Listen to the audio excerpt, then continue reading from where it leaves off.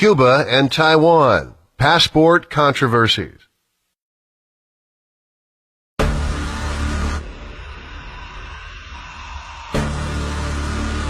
Many researchers who examine the Taiwan question go through reams of paper trying to decide, number one, whether Taiwan meets the requirements to be considered an independent sovereign nation, or number two, whether Taiwan meets the requirements to be considered part of some other nation, such as China. In their view, for any landmass on the planet Earth, there are only these two types of classification: an independent nation or part of another independent nation. But in 99% of these reports, the researchers typically find that Taiwan fails in some important respects to truly be considered an independent nation. Then, after further analysis, they also conclude that Taiwan also fails in some important respects to truly be considered part of some other nation, such as China. However, we have to ask the question, are there only two choices? When we speak of the classification of territory, why are these researchers proceeding from the premise it is strictly an either-or situation? In fact, these researchers can be accused of poor research. We can easily find a third category of territory by looking at the Spanish-American War cessions. Cuba had originally belonged to Spain. However, in the Spanish-American Peace Treaty of April 11, 1899, Spain renounced all of its sovereign rights over Cuba, without specifying a receiving country. So, after April 11, 1899, was Cuba independent? The answer is no. Did it still belong to Spain? No. Was it part of some other country? Again, no. Although we know that passports were not commonly used in that era, let's examine the hypothetical situation where a native Cuban person wanted to obtain a passport or other similar travel document in January of 1901. The question we want to ask is, what agency would be the proper issuing authority? For the answer, we have to examine Cuban history a bit more carefully. Looking back to 1898, we can see that there was conflict between Spanish military forces in Cuba and United States military forces on February 15th, and the United States Congress declared war on Cuba on April 22nd. During the war, all military attacks against Cuba were conducted by U.S. military forces, and the Spanish military forces in Cuba surrendered on July 17, 1898. Who has both the responsibility and the right to conduct the military occupation of conquered territory? It is the conqueror, and the U.S. Supreme Court has ruled on this topic on many occasions. In the case of Cuba, the conqueror is the United States. The military occupation of Cuba began on July 17, 1898. The peace treaty was signed in early December and came into force on April 11, 1899. Did the coming into force of the peace treaty mark the end of the military occupation? The U.S. Supreme Court has ruled on this subject too. For territories separated from the mother country via the specifications of a peace treaty after war, the answer is no. The military occupation continues.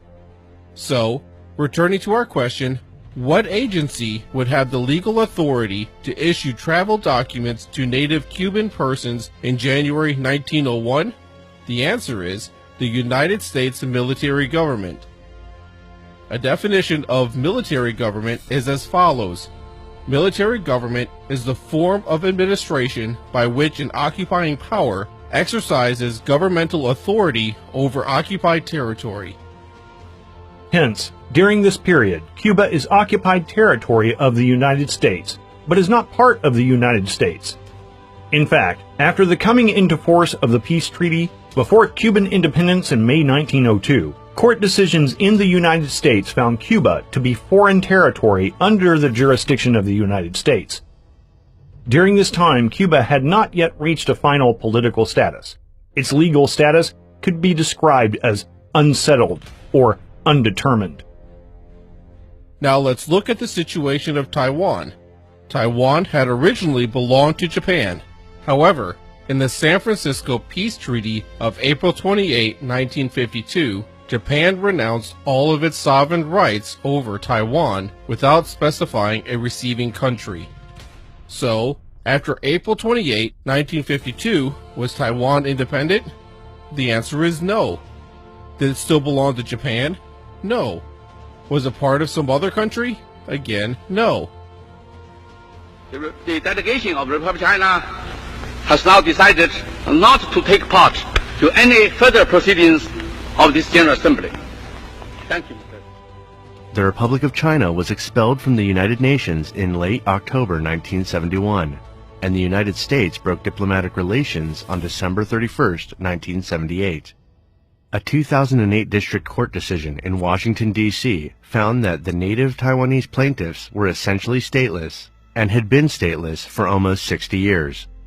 Moreover, the book Treaties in Force, published annually by the U.S. Department of State, contains a summation to the effect that the United States does not recognize the Republic of China as a state or a government. But wait a moment. The right to a nationality is a basic human right. If the Republic of China is not a state or a government, it seems extremely curious to say that one of its executive departments could be deemed to be the proper agency for issuing passports to native Taiwanese persons. Well, to say extremely curious is putting it mildly. How about changing that to beyond belief? Indeed, such a situation seems of highly questionable legality. Further proof of this assertion is found by noting that courts are regarding the holders of the ROC passport as being stateless. So, the question we want to ask is, under international law, what agency is the proper issuing authority?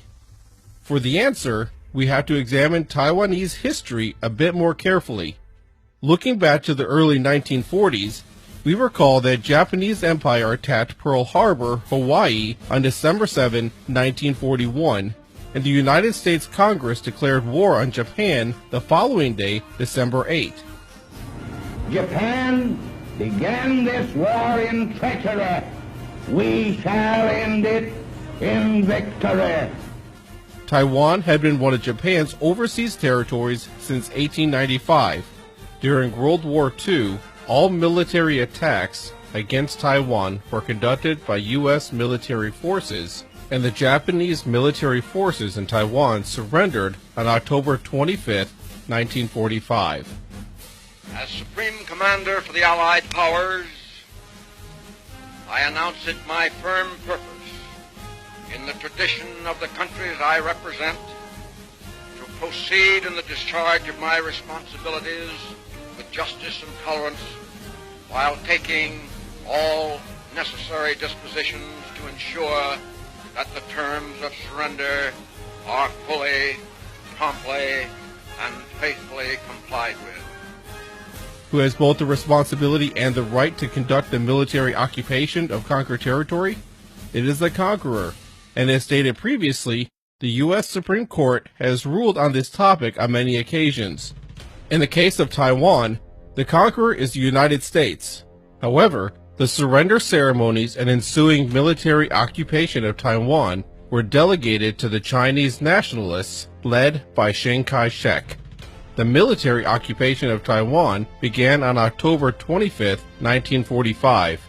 The peace treaty was signed on September 1951 and came into force on April 28, 1952. Did the coming into force of the peace treaty mark the end of the military occupation?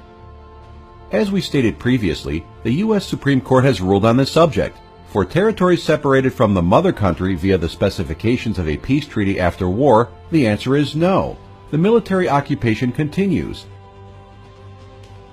It is also more important to note that with the coming into force of the peace treaty, the Allies have, for all effective purposes, disbanded. However, the role of the principal occupying power goes on. So, let's return to our question. Under international law, what agency would have the legal authority to issue travel documents to native Taiwanese persons in the current era? Well, according to the precedent established in Cuba, and indeed in other similar situations, the answer is the United States military government. Hence, during this period, Taiwan has occupied territory of the United States, but it is not part of the United States. In fact, Taiwan could be described as foreign territory under the jurisdiction of the United States.